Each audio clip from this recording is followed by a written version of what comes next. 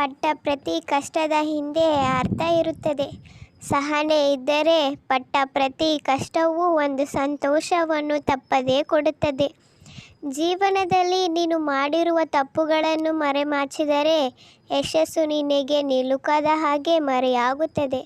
ನಿನ್ನ ತಪ್ಪುಗಳನ್ನು ಸರಿಪಡಿಸಿಕೊಳ್ಳುತ್ತಾ ಮುಂದೆ ಸಾಗಿದರೆ ಯಶಸ್ಸೇ ನಿನಗೆ ಎದುರಾಗಿ ಬಂದು ನಿಲ್ಲುತ್ತದೆ. ಪ್ರತಿ ಬಾರಿಯೂ ಅಕ್ಕಪಕ್ಕದವರ ಸಲಹೆ ಕೇಳುತ್ತಿದ್ದರೆ ನಿನ್ನ ಬುದ್ಧಿಯು ಮತ್ತು ಮನಸ್ಸಿಗೆ ಕೆಲಸವಿಲ್ಲದೆ ಹಾಗೆ. ನಿನ್ನ ಮನಸ್ಸು ಮತ್ತು ಬುದ್ಧಿಗೂ ಆಗಾಗ ಕೆಲಸ ಕೊಡಬೇಕಲ್ಲವೇ?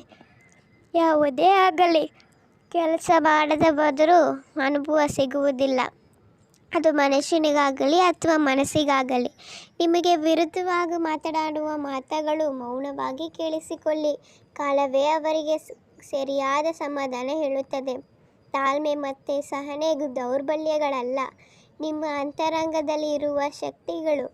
ಅವು ಎಲ್ಲರಲ್ಲೂ ಇರುವುದಿಲ್ಲ. ಶಾಂತಿಯಿಂದ ಇದ್ದರೇ ನೀವು ಜೀವನದಲ್ಲಿ ದೃಢವಾಗಿ ಇರಬಲ್ಲವೆಂದು ನೆನಪಿಟ್ಟುಕೊಳ್ಳಿ. ತಣ್ಣಗಿರುವಾಗ ಅತ್ಯಂತ ದೃಢವಾಗಿರುವ ಕಬ್ಬಿಣ ಕೂಡ ಬಿಸಿಯಾದರೆ ದೌರ್ಬಲ್ಯವಾಗುತ್ತದೆ. ಮನುಷ್ಯ ಶಾಂತಿಯಿಂದ ಇದ್ದಾಗ ಮಾತ್ರ ಶಕ್ತಿವಂತನಾಗಿ ಇರಲು ಸಾಧ್ಯ. ಆವೇಶ ಮತ್ತು ಕೋಪದಲ್ಲಿ ಸ್ಥಿಮಿತವನ್ನು ಕಳೆದುಕೊಂಡು ದೌರ್ಬಲ್ಯನಾಗುತ್ತಾನೆ. ಒಂದು ರೀತಿಯಲ್ಲಿ ಸಾಧ್ಯವಾಗದೇ ಇದ್ದರೆ ಮತ್ತೊಂದು ರೀತಿಯಲ್ಲಿ ಪ್ರಯತ್ನಿಸು. ಆದರೆ ಪ್ರಯತ್ನವನ್ನು ಮಾತ್ರ ನಿಲ್ಲಿಸಬೇಡ. ನಿರಂತರ ಪ್ರಯತ್ನವೇ ಯಶಸ್ಸಿಗೆ ಮೂಲ ಕಾರಣ ಎಂಬುದನ್ನು ನೆನಪಿಟ್ಟುಕೋ. ಶ್ರಮಿಸುವುದರಿಂದ ಗತ ಜೀವನ ಬದಲಾಗದೇ ಇರಬಹುದು, ಆದರೆ ಭವಿಷ್ಯತ್ ಮಾತ್ರ ತಪ್ಪದೇ ನಿನಗೆ ಅನುಕೂಲವಾಗಿ ಬದಲಾಗಬಹುದು. ಶ್ರಮಿಸಿ ಮುಂದೆ ಹೋಗುವುದನ್ನು ಕಲಿ. ಹಿಂದೆ ಆಗಿರುವುದನ್ನು ತಲೆಯಲ್ಲಿ ಇಟ್ಟುಕೊಂಡು ಹಠ ಸಾಯಿಸಿದರೆ ಪ್ರಯೋಜನವಿಲ್ಲ. ಆಲೋಚನೆ ಇಲ್ಲದೆ ಕುರುಡಾಗಿ ತೆಗೆದುಕೊಳ್ಳುವ ನಿರ್ಣಯ ಕಷ್ಟಗಳಿಗೆ ಪ್ರಧಾನ ಕಾರಣವಾಗಿದೆ. ಒಬ್ಬ ಬುದ್ಧಿವಂತನೊಂದಿಗೆ ವಾದದಲ್ಲಿ ಗೆಲ್ಲಬಹುದೇನೋ, ಆದರೆ ಒಬ್ಬ ಅಜ್ಞಾನಿಯೊಂದಿಗೆ ವಾದಿಸಿ ಗೆಲ್ಲುವುದು ಅಸಾಧ್ಯ. ಒಂದು ರೀತಿಯಲ್ಲಿ ಅಜ್ಞಾನಿಯೊಂದಿಗೆ ವಾದಿಸುವುದು ಅಜ್ಞಾನವೇ ಆಗುತ್ತದೆ.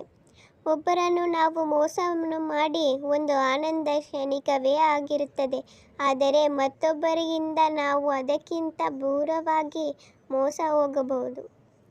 ತಪ್ಪದೇ ಮೋಸ ಹೋಗುತ್ತೇವೆ ಕೂಡ. ಅದಕ್ಕೆ ಹಿರಿಯರು ಹೇಳುವರು, ಯಾವುದೇ ಕೈಗೆ ಪ್ರತಿಕ್ರಿಯೆ ಅದಕ್ಕಿಂತ ಬಲವಾಗಿರುತ್ತದೆ ಎಂದು. ಜೀವನದಲ್ಲಿ ಏನಾದರೂ ಸಾಧಿಸಬೇಕು ಎಂದರೆ ವ್ಯಕ್ತಿ ಮೊದಲು ತನ್ನಲ್ಲಿ ಇರುವ ಬಲವನ್ನು ಮತ್ತು ದೌರ್ಬಲ್ಯವನ್ನು ಗುರುತಿಸಬೇಕು. ತನ್ನ ಸಾಮರ್ಥ್ಯ ಮೀರಿ ನಿರ್ಣಯಿಸುವ ನಿರ್ಣಯ ಕಷ್ಟಕ್ಕೆ ಕಾರಣವಾಗಬಹುದು.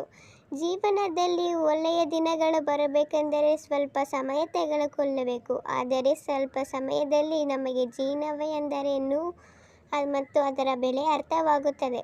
ಸಂಸಾರದಲ್ಲಿ ಹೊಂದಾಣಿಕೆ ಇರುವ ಮನಸ್ಸು ಪ್ರತಿ ಪತ್ನಿಯರಿಬ್ಬರಿಗೂ ಇರಬೇಕು. ಒಬ್ಬರು ಮಾತ್ರವೇ ಪ್ರತಿಯೊಂದಕ್ಕೂ ಹೊಂದಿಕೆಯಿಂದ ಇದ್ದರೆ ಮತ್ತೊಬ್ಬರು ಯಾವಾಗಲೂ ಸಮಸ್ಯೆಯಾಗಿ ಉರಿಯುತ್ತಾರೆ. ಜೀವನದಲ್ಲಿ ಕೆಲವು ನೆನಪುಗಳನ್ನು ಮರೆತರೆ ಮಾತ್ರವೇ ಬದುಕಲು ಸಾಧ್ಯ.